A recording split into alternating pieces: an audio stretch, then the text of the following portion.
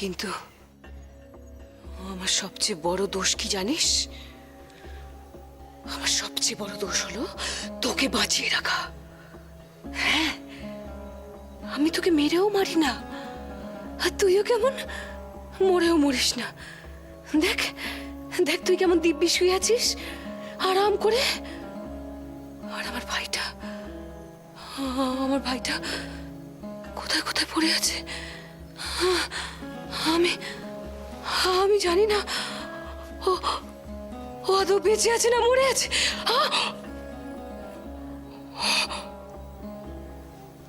আমি কি বললাম? কি কথা বলে ফেললাম আমি? না না না না, মোহন আমার কিচ্ছু হয়নি, ওর কিচ্ছু হয়নি। আমি জানি মোহন আমার কিচ্ছু হতে পারে না, ও ভালো আছে। মোহন আমার ভালো আছে, ওর কিচ্ছু হয়নি।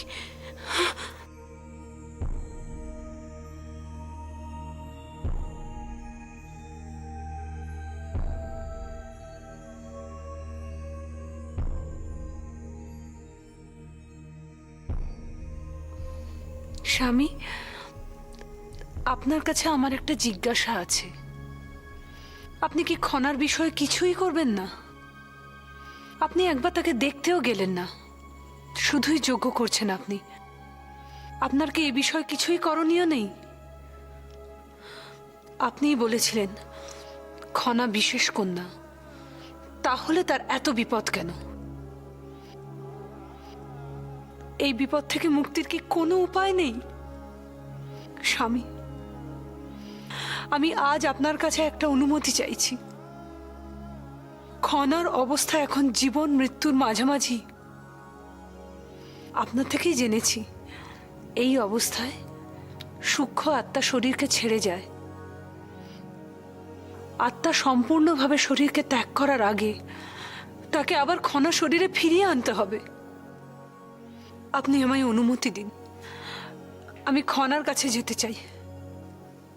একটু আগে শুনলাম কৌরকী কারাগারে, মহারানীকেও নাকি খনার কাছে যেতে দেওয়া হচ্ছে না। এই অবস্থায় খনার বিশেষ যত্নের প্রয়োজন।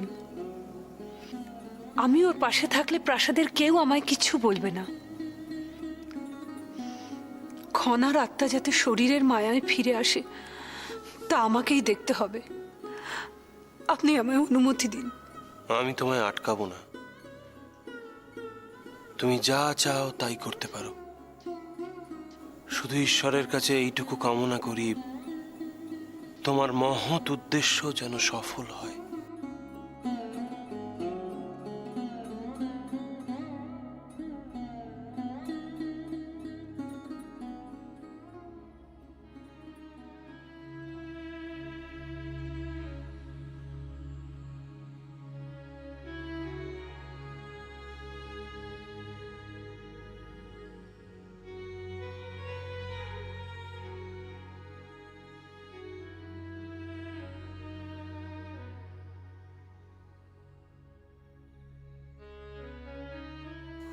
আমার মেয়েটা কার কাছে আছে, কেমন আছে কে জানে।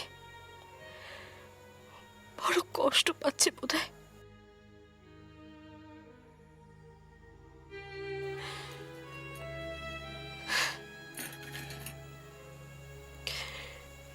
হে ঈশ্বর, আমার খনাকে রক্ষা করো। ঈশ্বর, খনাকে রক্ষা করো। এখন এখন রাজউদির হাত থেকে কে আমার খনাকে বাঁচাবে? এমন কি কেউ নেই যে আমার খনাকে রক্ষা করতে পারে, আমার মেয়েটাকে বাঁচাতে পারে? হে ঈশ্বর, আমার খনাকে রক্ষা করো। ঈশ্বর, আমার মেয়েটাকে রক্ষা করো।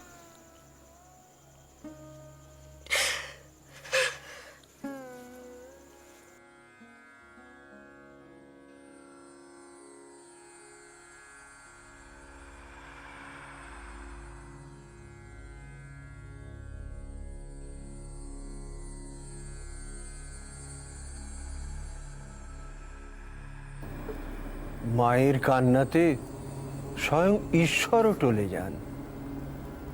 আমরা তো শুধু নক্ষত্র মাত্র। জননী, আপনি একা রক্ষা করতে পারবেন না খনাকে, বিশেষত এই সমাজে দাঁড়িয়ে। আপনি খনার জন্ম দিয়েছেন, এ কথাটা সত্যি জননী, কিন্তু আসল পরিচয় তো অন্যজনের। পিতা, আমাদের সমাজ শুধু পিতার পরিচয়ই জানে। পিতাই হন জনক। আপনার কাছে কোন ভরসায় আমরা খনাকে পাঠাবো? আমাদের ক্ষমা করবেন জননী। আপনি যদি এত ব্যাকুল হন তাহলে তাহলে আমরা খনাকে কি করে ধরে রাখবো? আমাদের ক্ষমা করবেন জননী, পুনরায় খনাকে পাঠানো আমাদের সম্ভব নয়। আমি তো নিজে চোখে সব দেখে এলাম।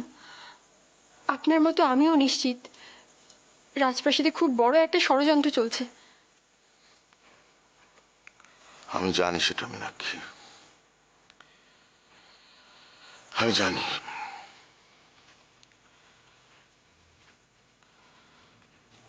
আর সেই জন্যই আমি এতটা চিন্তিত। আমার মনে হয় আমাদের এখন যেভাবে হোক রানীমা এবং কৌরকীর পাশে থাকা উচিত।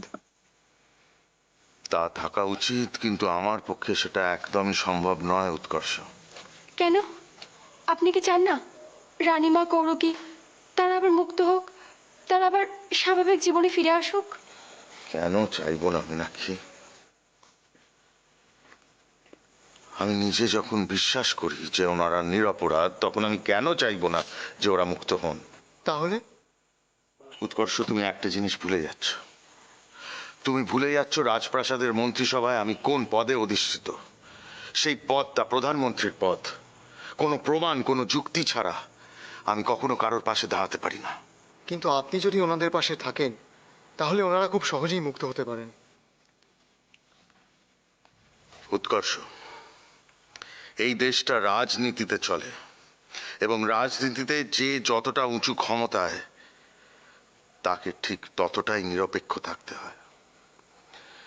তাই আমি ওদের পাশে থাকতে পারবো না, ওদের সাহায্য করতে পারবো না। কিন্তু সেই দায়িত্বটা তোমাদের, তোমার আর তোমার ছোট মায়ের। এমনিতেই উনি আজকে যথেষ্ট ভালো কাজ করেছেন।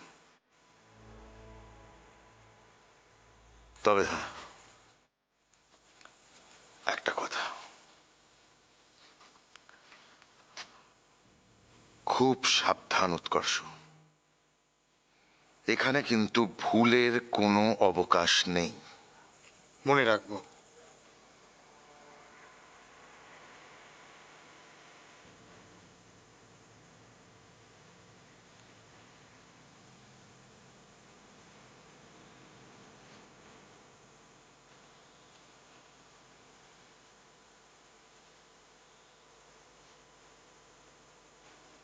রেবতী, আমার আগের আচরণে তুমি কিছু মনে করো না।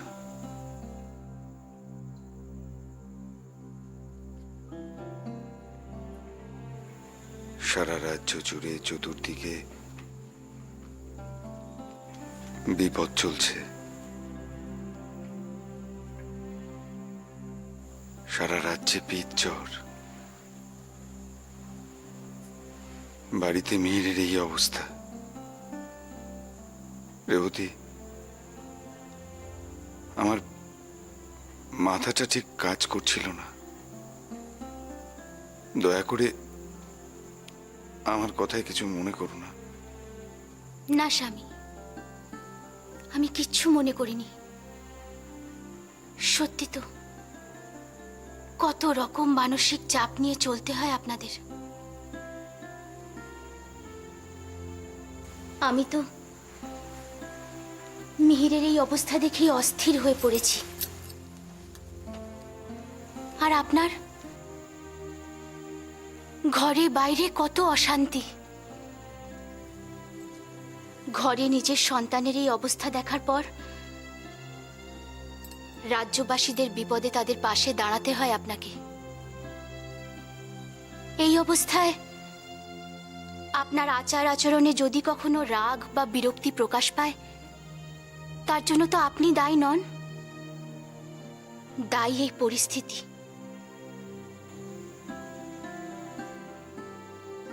আপনার স্ত্রী হিসাবে এটা বোঝা আমার দায়িত্ব। এই অবস্থায় আমার কিছু মনে করা কি সাজে? আমি নিশ্চিন্ত হলাম রেবতী। তোমার মতো স্ত্রী আমার পাশে আছে বলে আমি যথাযথ কাজগুলো করতে পারছি, অনেক গুরু দায়িত্ব যথাযথ পালন করতে পারছি। আমি ধন্য রেবতী, আমি ধন্য।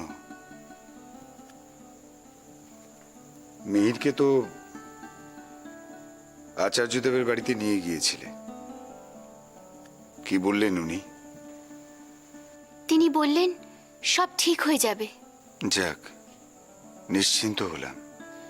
কিন্তু মিহিরের কি হয়েছে, কেন হঠাৎ এমন অবস্থা হলো, কবে সুস্থ হবে, তিনি যে কিছুই বলতে পারলেন না।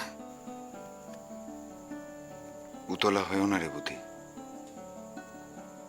আচার্য দেব যখন আশ্বস্ত করেছেন মিহিরের কোনো ক্ষতি হবে না। মিহির, কথা বলো শোনা, চুপ করে থেকো না বাবা। তুমি কথা না বললে সারা বাড়িটা কিরকম হাহাকার করে বাবা। কতদিন তুমি সারা বাড়িতে খেলে বেড়াও না, কথা বলো, কথা বলো বাবা, কথা বলো। চুপ করে দেখো না বাবা, কথা বলো, কথা বলো, কথা বলো।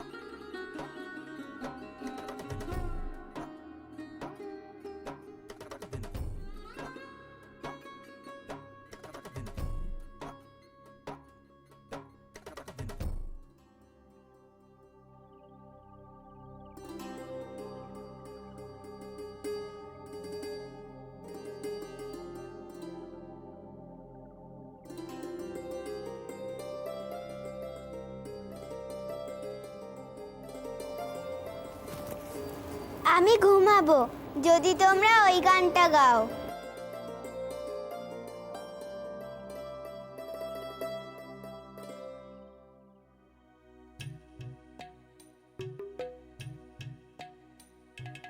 তারার দেশে পরীর দেওয়া, তুই যে আলোর কণা।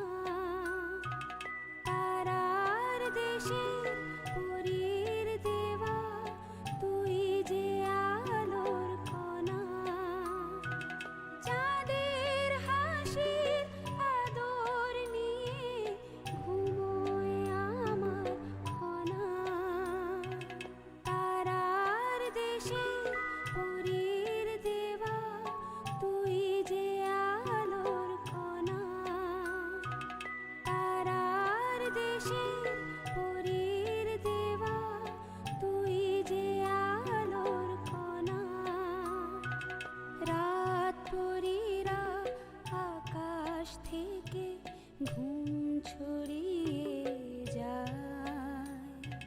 দু চোখে তোর রূপ কথারি পরশ দিয়ে যায় স্বপ্ন পরীর তোর সাথে আজ খেলতে যে নেই মানা চাঁদের হাসির আদর নিয়ে ঘুমোয় আমার খনা ঘুমোয় আমার খনা ঘুমোয় আমার খনা ঘুমোয় আমার খনা ঘুমোয় আমার খনা।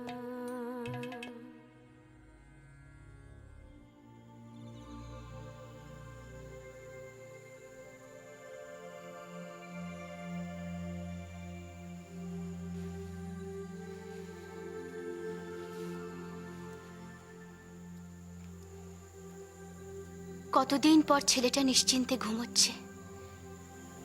আহারে, দেখেও শান্তি হয়। সেই বিষম লাগার পর থেকে ঘুমের মধ্যেও তো অস্থির হয়ে ওঠে। জেগে থাকলে ওই অবস্থা, ঘুমোলে অস্থিরতা। এই যে কি অশান্তি! কবে যে আমার ছেলেটা সুস্থ হবে? রেবতী, চুপ করো রেবতী, চুপ করো। আমার মিহির অনেকদিন বাদে ঘুমোচ্ছে, চুপ করো,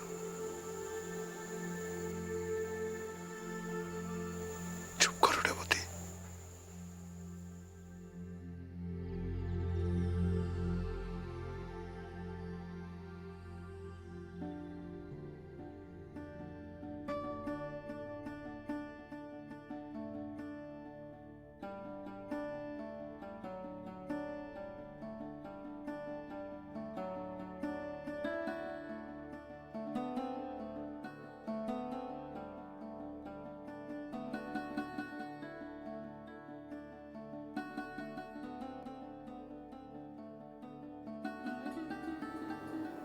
কি হলো মিহিরের?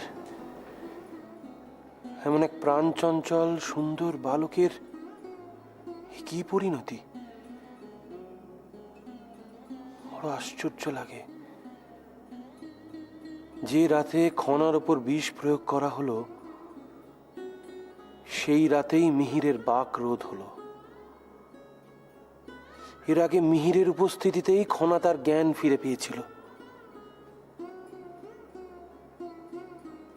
এও কি কোনো দৈবলীলা? এই দুই শিশুর মধ্যে কি তাহলে কোনো যোগসূত্র আছে? বিদ্যাধর, আপনার দুশ্চিন্তার কারণ আমরা জানি। মিহিরকে নিয়ে আপনি চিন্তা করবেন না। মিহির ও খনার মধ্যে এক অদ্ভুত শক্তি আছে, আর সেই শক্তির মধ্যে একটা পারস্পরিক সম্পর্কও আছে।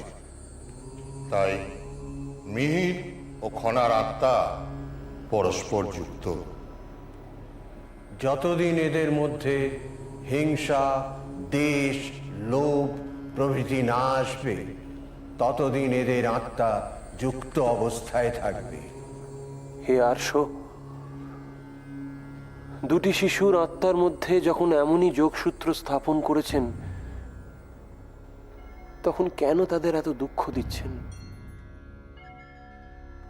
দয়া করে তাদের মুখে হাসি ফিরিয়ে আনুন।